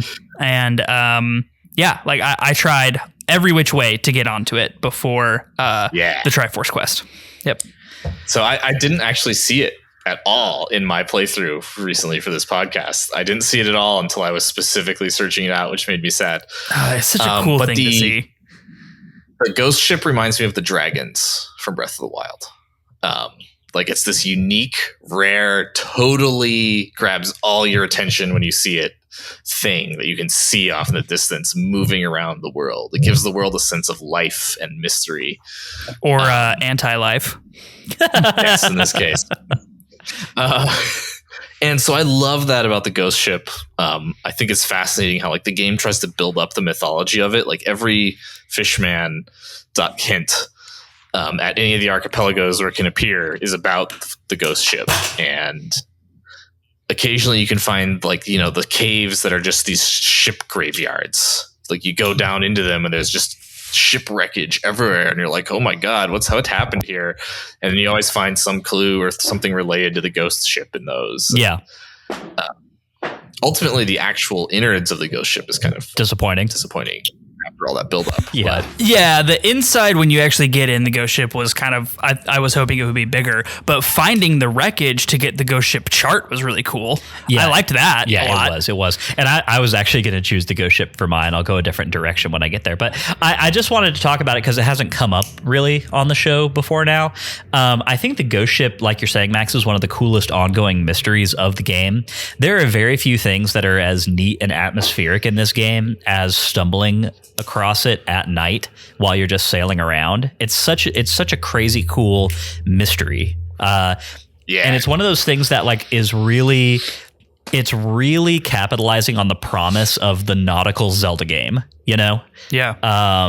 And it's always it's so fun. It's always so fun. And yeah, I completely agree. I wish that once we actually got on the Ghost Ship, it had at least like several chambers, or at the very least, if you can't do that, just make the one chamber harder, you know? I want to fight Davy Jones. Yeah, or at least Zelda's version of Davy Jones. I'm sorry you didn't get that, Matt. I mean, I'm sorry that Tentacle Face wasn't guarding the piece of the Triforce. I got to fight robotic Davy Jones in Skyward Sword. Yeah, so I guess. But I wish that there had been like you get that one ray of light in there that you can use your mirror shield with. I wish that there had been maybe like a light based puzzle in there that you had to clear. Or at least give me like a mob of redeads or something. I don't know. Like, could have been capitalized on just a bit more there at the very end. But I completely agree that from a fictional standpoint, finding the wreck of the Ghost Ship and getting the chart from it is just really, really cool. You know, it's a very, very fun little narrative moment. So the one that I'm going to pick is going to be I guess I'll do the Cabana since you did the Ghost Ship, Max. I like the Cabana. Yeah, and actually this one, I said that the Savage Labyrinth might be the most time investment required, and I'm kind of rethinking that now because the cabana, obviously the process of getting there is kind of its own thing, but once you get in there, there's a lot of stuff to do in the cabana, and then once you actually make it beneath, I could actually see that whole little sewer exploration period taking some people kind of a long time to clear. Because it is a little easy to get lost in there, you know? It's pretty twisty turny. More so, the reason that I really enjoy that one is because it's giving you a very classic old school Zelda environment, which is the sewer filled with rats, you know? Mm-hmm. in a square maze. Yeah, exactly. Yep. Yeah. If you took the sewer experience and then threw a encounter from the Savage Labyrinth in each room, you'd have a Zelda 1 dungeon. That is true. Yes, absolutely. You would. The only thing that would have been awesome. The only thing that I can say that I kind of would have liked to see extra from this is because there are already rededs in there. I mean, just make this thing the bottom of the well. You know, that's what I had the thought of as well. Yeah, was the bottom of the well. As soon as I saw the reded, I was like, it's like that. There we go. I love the juxtaposition of like this idyllic, like seaside beach house, and then you find a hidden, you know, passageway. You're like, oh, what am I gonna find? It's gonna be some cool treasure, and then you drop down, and there are rededs under your beach house. Do you think that the reded that you find down there is the corpse of the guy who became the door? And now his spirit embodies the door, and his corpse is just down there. That's such a Kakariko Village thing, though. Like in Ocarina of Time, it was you have this idyllic town, and it's got its windmill and all these happy people, and then you go right underneath of it, and it's like literal hell. It's torture chambers, you know, of murdered people. Like there are skeletons on a rack. You know, it's like. Oh man, yeah, there's definitely precedent for that further back in the Zelda series. Well, good stuff. Let's go ahead and move on from part 2 unless anyone has something more that they want to say about the Triforce quest, which I don't think anybody does. Cool. Let's get into part 3. This is usually the dungeon map. We don't have a dungeon this week. This could be a short section, but I do want to take 1 second to talk about the Savage Labyrinth and talk about kind of what it represents as a starting point in the Zelda series, because to my knowledge, prior to this game, we did not have a floor-based combat gauntlet. And we have several of them in other games after this, but I think this was the first one. Am I right about that, Max? Yeah, I'd say so. Certainly in the 3D Zelda games. Yeah. So obviously, there's not really a whole lot to speak of here in terms of like experience design. It's just a series of rooms filled with a different collection of increasingly difficult enemies. It's fun enough in its own way. I really just appreciated it for being a very, very, very early concept on the Trial of the Sword. You know? I was going to say an early concept on the boss. Boss rush doesn't work as well there. Nah, Trial of the Sword, I guess, is the best one. Yeah. But yeah, the combat gauntlet is always something that I really enjoy, obviously, as we've talked about in multiple previous seasons. So I really liked it. I liked fighting some older enemies with your new weaponry, specifically the Mothulas. Die in one shot to fire arrows. Super fun and very rewarding. Yes. They do? Yes. You shoot one of those guys when they're flying around with a fire arrow and it disintegrates in midair. Damn it. Like a real mod. Yeah, it is awesome. I didn't know that either. Those are like the hardest enemies in that. I know. I know. Shoot them with a fire arrow. They're done. They really suck. That room where there's 3 of them. Yeah. I actually got lucky. I only used 2 fire arrows because 2 of them lined up right behind each other and it went boop boop and killed them both. Oh, that always feels good. That's like when it's got a collat. That yeah, I was gonna say when you nail 2 people with 1 sniper shot. Mm-hmm. It's great. Yeah, no, I wish I'd known that. So spoiler alert, not a spoiler alert. I don't know why I said that. Interesting tidbit. I still have not cleared the complete Savage Labyrinth. Oh, dude, that final room is so fun. Well, no, so I really so I tried. The first time that I went and did this, I got the Triforce piece, got all the way down. And I thought I had one extra fairy than I actually did have, and was not being as careful against that room of 4 dark nuts as I should have been. And so got taken out, set it aside, came back to it earlier today. I got down to floor 30, and then something about the lighting in that room, I didn't realize that the wind pedestal is the glowy thing that takes you back to the entrance. Ooh. And just walked right into it. And it just shooped me right on back out. I was like, holy, why? That sucks. It should have a confirmation. It should be like, do you want to return? Yeah. Yes or no? Defaulting to no. That sucks. Yes. So I'm going to go back and do it again now with fire arrows on the mind. But yeah, that was just so frustrating. I was just like, you know what? I'll finish it later. Because the reward that you actually get for clearing all 50 levels is pretty cool. Yeah, the hero's sigil or whatever it's called. It's these goggles that allow you to see the health meter of all the enemies you're fighting. Yeah, the goggles look ridiculous, but they're neat. It was really fun. Do be careful with your arrows though. I ended with 4 arrows left, and the last room where there were a bunch of wizrobes, I actually had to use the boomerang and the sword to kill them, so I had to wait for them to spawn in on the ground floor while avoiding 4 dark nuts to go and kill them, because I didn't have enough arrows to kill everybody. So go Max. The trick for item numbers is that you can use the grappling hook throughout the entire dungeon to steal heart pieces and arrows and bombs from enemies. Oh, no way. That's cool. Yeah, definitely not heart pieces in hero mode, but the other things for sure. And that is, so I'm glad that the grappling hook gives you something in this dungeon, because it does not give you like joy pendants or anything that you could normally get from some of those enemies. I think that's intentional, because you don't get anything from enemy drops. Yeah, they probably didn't want you like going into the Savage Labyrinth to like farm joy pendants infinitely, you know? Yeah. And night marks. Yeah. Although by that point, you probably have enough of all you need for all of them anyways. Yeah, that's definitely true. What do you do with golden feathers? I have like 50 of those things, and I don't know what to do with them. I have no idea. I don't know. They say there's something about like Rito women like them, and like I know there's like one Rito guy you can give like a feather or 2 to, and he gives you like, I don't know, a treasure chart or something.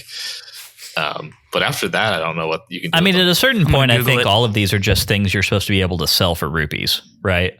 I mean, it's all part of the accumulation of wealth sort of thing. But the last thing I'm going to say about the Savage Labyrinth is that it just reaffirms what I think is one of my top 3 favorite things about this game, which is just the feel of the combat. This could get old and boring real fast, except it doesn't, because the combat in Wind Waker is excellent, and I still maintain is the best combat of any of the Ocarina of Time style of Zelda games. Ooh. That's a take. Are you including Skyward Sword in that? I feel like I have to separate that one, simply because it's like, even though that game it fits in the Ocarina of Time style of game design, the combat specifically is so wildly different by intentionally, by default, you know? Okay. I don't think that one I don't think it can be compared against Skyward Sword. Okay, so excluding Skyward Sword, yes, I agree with you. Cool.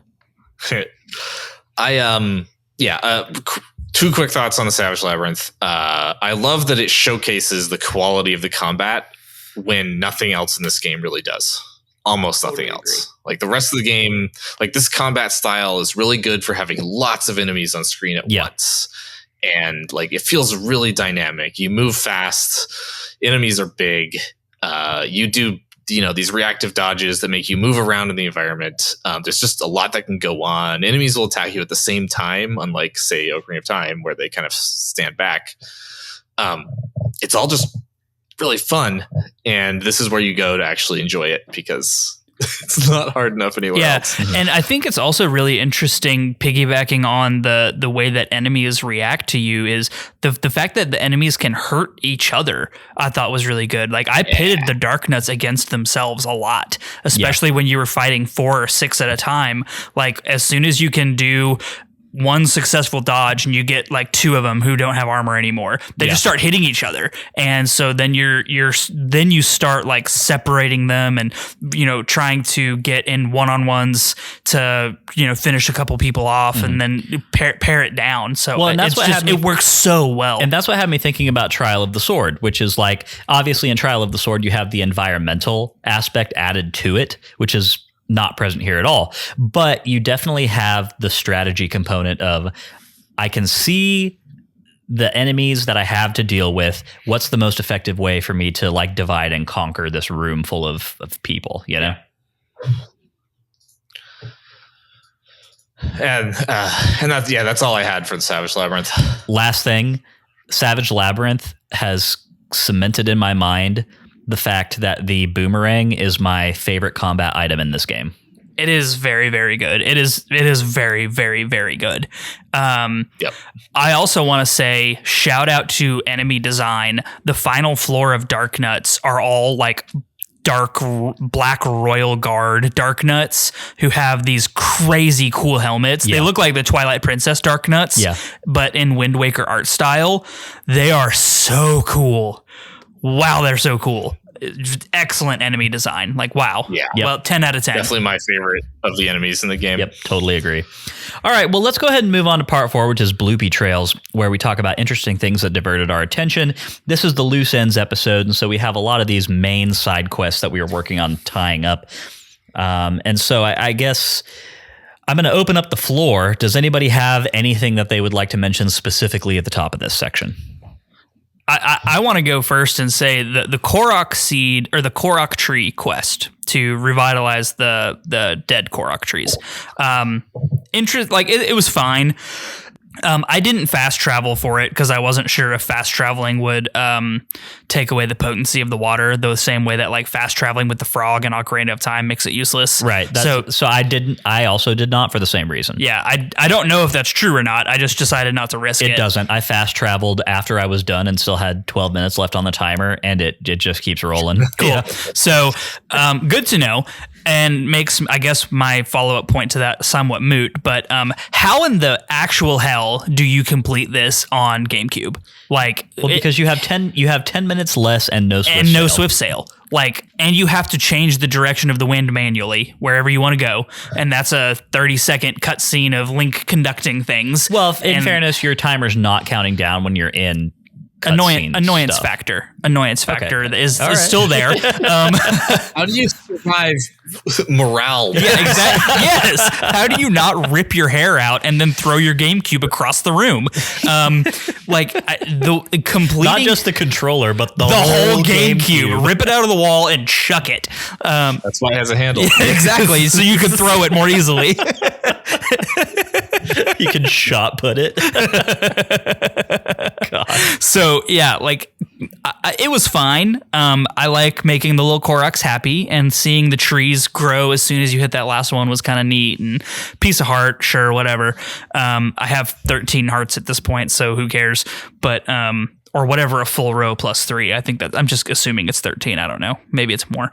But anyway, not necessary, but it was neat. It was satisfying to make the little Koroks happy. That quest is always more interesting, narratively, than it is actually playing it. It's not fun, not really, at least. But the possibilities of what you're doing narratively are so dang fascinating and fun sounding. You're really rooting for these little guys. Yeah, and going back to what I said in the episode that Josh was on, where, the Great Deku Tree's whole thing is populate the islands with more trees so that the islands can grow larger and, one day create a whole continent again. I'm on board with that. Let's do it. Yeah, spoiler alert, the narrative of this timeline doesn't deal with that at all. And in fact, kind of goes the opposite direction. So anyway, all that to be said, I did that one and my thought, and I even texted Lyndon while I was doing it. It was like, how did anyone complete this on GameCube? I don't understand. Ask Mike. I will be asking Mike. I think for me, so the Korok tree one was a big one that I still had to clear out. I actually went back and visited Orca again because I had already completed up until the 300 hit challenge. I did not. And I knew that I had another one to go after that. And I knew that at 500 hits, you get a heart piece. And it's like you're saying, Matt, it's not that I needed the heart piece necessarily, but I like to, that's one of those things in this game that I like to just go and be like, yeah, cool, did it, beat Orca, I'm a knight or whatever. Completely forgot that there's yet another level of challenge. Yeah, 1,000 after that. And so this whole minigame is kind of frustrating to me because the cadence of like when Orca will defend and like parry against you is sort of tough to predict. And the best way to do it is just to be incredibly cautious. Like if you were trying to do this absolutely perfectly, the way to do it would be hit him twice and then just wait for a parry opportunity. Of course, that's a quick way to spend 45 minutes doing this. And you have to keep the L trigger held down the entire time to keep him targeted. And so your hand just like freaking hurts. You can switch the settings, by the way, to be toggle instead of hold. Oh, really? Okay, well, that's nice. It's good to know. That would definitely help from just the fatigue standpoint, if nothing else. But yeah, I did the 500 hit challenge. It took me like 3 or 4 tries and finally got that heart piece, and am absolutely not going to be going and doing the 1,000 challenge for 200 rupees. Yeah. And I didn't even do the 300 or 500. I was like, once I looked up what it rewarded, I was like, that's not worth my time. I don't want to sit here and mash the B button that many times to like get a heart piece. It's not worth it. I got the 300 one and got rupees when my wallet was full. Oh no. Feels bad, man. Feels bad. Tragedy. Yeah. So I did the Orca quest. I'd cleared a lot of these out beforehand. I did finish out the windmill Ferris wheel whole thing this week, and did that like 3 weeks ago. And like relit the lighthouse and then got that heart piece chest. So that was a fun little thing to take care of. I did the item trading quest as well and got the magic armor. Magic armor is a really cool reward to get in any Zelda game. I wish that the item trading quest itself was a bit more substantial. To me, there is still not a better item trading quest in any Zelda game than in Link's Awakening. Yeah, I was going to say, I think I also did the item trading quest. And or we should say the flower trade. Flower trade. The most reward. Well, it's not just that, because you can also get like statues later on. If you do all 12 items, like half of them are statues of various kinds or flags. Yeah. So it is items. And the most rewarding part about the item trading quest was seeing Gorons. Yeah. Yay! They're not extinct. Hooray! Now, however many of them there are, I don't know. Will they be extinct in a decade or two? I don't know. But there are 3, and who knows where they live. Yeah, they say they came from the south, so apparently there's like more stuff further south. So the item trading quest, it has Zunari, who's the the guy with the big coat from far away. Yep. And you have the Gorons, who are also from far away. So like the main cool thing about that whole quest to me is just knowing that they're actually saying, oh yeah, there are more lands beyond Hyrule that's flooded. Yeah, there's the Great Sea is not just the 7x7 square. There's like other stuff going on. Yeah. And they so rarely acknowledge that in Zelda games. Like, how often do they actually say, like, there are other nations or other lands? They never do that. Yeah, I feel like it's mostly like other dimensions. Like you've crossed it. You have to cross a dimensional plane in order to like find something else. I guess the one exception is the oracles, which each one takes place in a different nation than Hyrule. Right, yeah. But yeah, so that's fun. I just like hearing that kind of world building thing. Yeah. I'm going to send it over to you, Max. Do you have anything you want to say about the Bloopy Trails? I did a whole lot of them, but I think we've already talked about pretty much all the ones that were interesting to me. Just for the reader, the listener's sake, since you two already know this, I actually went down every single square in the Great Sea and kept tracking in my notes app which ones I'd completed. So I did like a whole lap of the entire game world in this section just because I could finally explore it all. But most of it's pretty small stuff, right? We kind of talked about the actual side quests.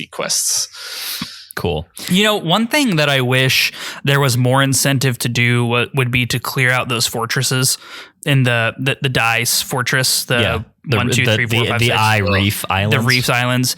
Like, just rewarding you with a treasure chart or maybe a piece of art if you're lucky, I feel like was not an incentive enough for me to go destroy all of these fortresses of Ganon's minions, and I wish there was a little bit more incentive to do a little more house cleaning. I wish you could take like their flags down and then put your own flag up. Well, like each one you clear is like a flag flying from the mast of the King of Red Lions or something. Oh yeah, that would be really cool. Yeah. I like that.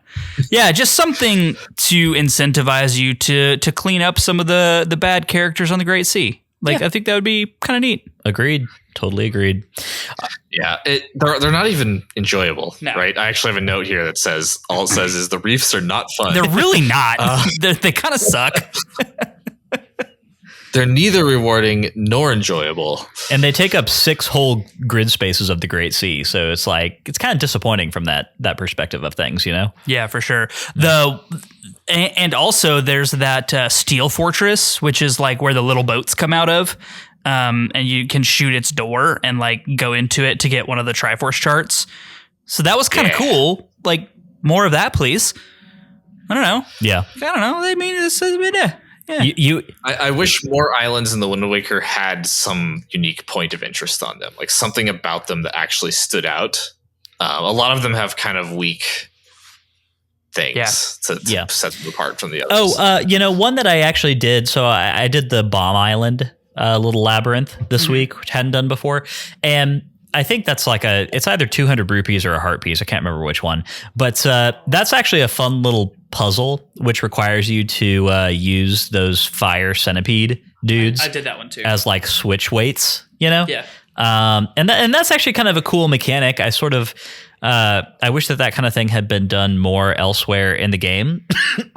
Yeah, it's a heart piece, and I did it also. I liked it. It's a fun little puzzle. Yeah. It was a good way to spend 10 minutes. So that's the one that really feels like a shrine. Yes. Yeah. Yep, totally agreed. All right. Well, with that being said, let's move on to part 5, which is Z targeting, where we lock on to fascinating characters or enemies that we happen across. Max, I'll send it to you first. Oh, I forgot to think about this. Who's a fascinating character? If someone else has an answer on the tip of their tongue, they should go first because I need to think about this. Go for it, Matt. Go for it, Matt. You're up first. I said it earlier, but I'm just going to reiterate those royal dark nuts at the bottom of the Savage Labyrinth. Just enemy design is on point. The fight was so much fun, especially when it hems you in to the middle because all those Moblin statues are shooting fire at you, so you don't have as much maneuverability.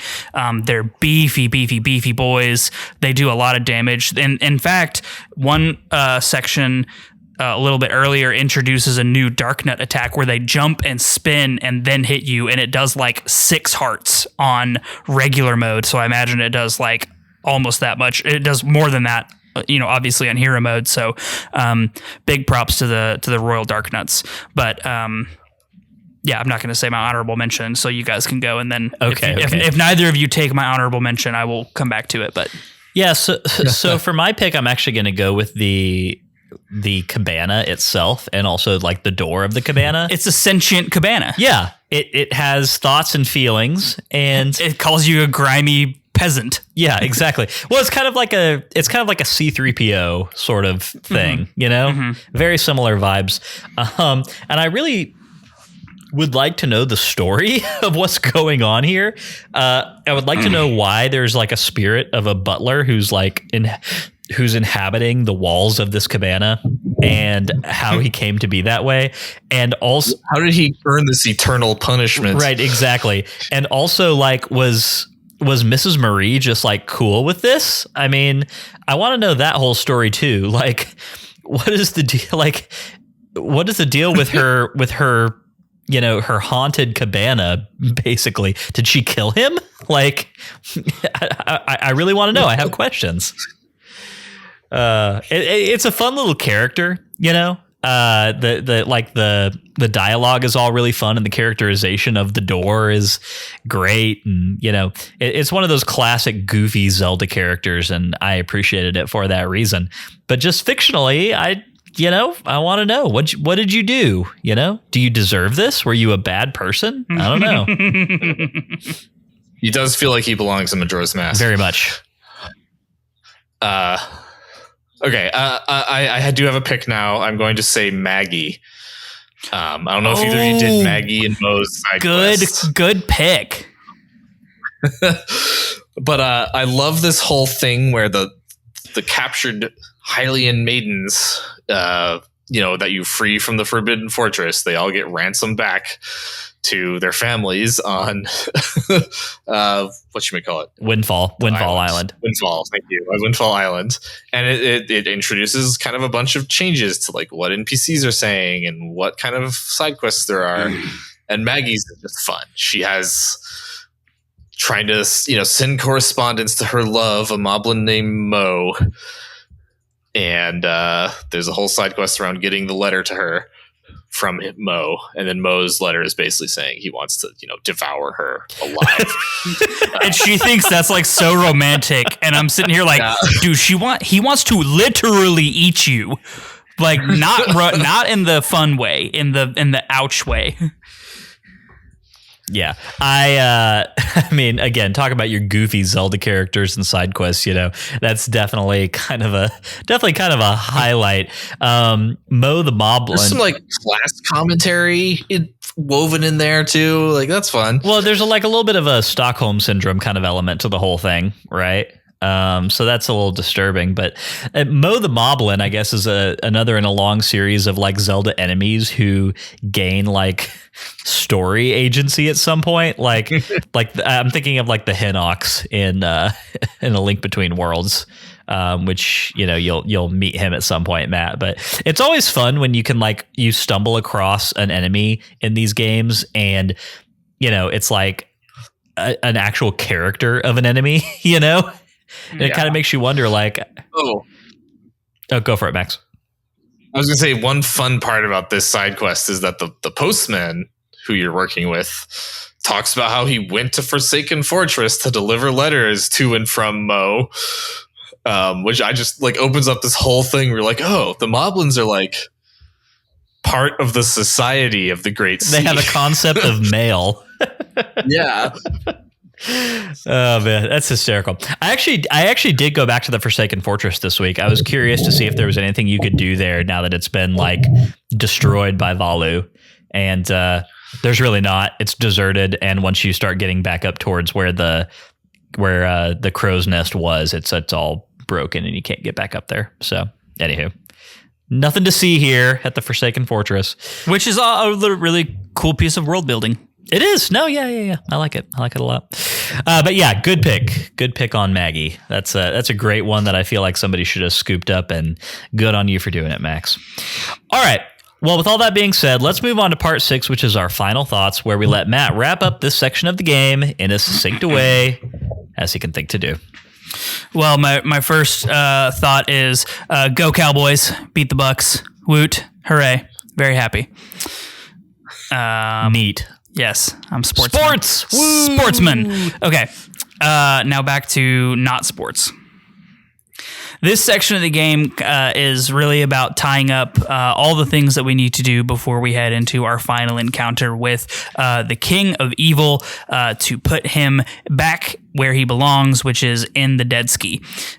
We do a whole lot of exploring, and it's an area where Wind Waker is really breaking ground, and the first Zelda game to really become an open world exploration based adventure, and it shines in some key ways with some really great exploration of the Great Sea and some gathering of the Triforce through combat gauntlets and other puzzles to solve, but falls a little bit short in other areas, such as just pulling it up off the seafloor as if it were a 50 rupee piece. The use of treasure charts and other things can be somewhat frustrating and ham-fisted, but really serves to drive value into the exploration that this game is trying to push into the Zelda series.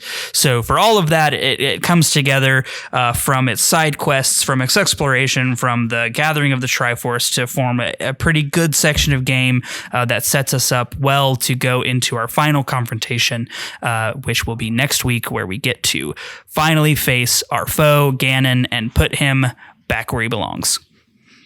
Well done, as always, Matt. That brings us to the end of the Sacred Realms Rundown. We'll be back next week with another installment of the Sacred Realms Rundown to close out this game. Coming to the end of a season, it always sneaks up on us.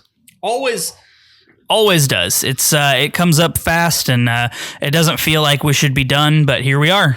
One more week to go, and then a recap. And then we'll get into a new game. Max, we appreciate you joining us tonight. It's always a great time, and I feel like these big philosophical questions and observations around the nature of game design, it's always a really fun conversation to have, especially in this case where we're talking about, in some ways, the mainstream genesis of some of these concepts. Absolutely. Obviously, it's one of my favorite topics on Earth. I am always happy to blab endlessly about the game design of the Zelda series. So thanks for giving me an excuse to do it. Anytime, Max. Anytime. Well, with all that being said, we're pushing 2 hours. Is everyone ready to get out of here for the night? Let's do it. Alrighty.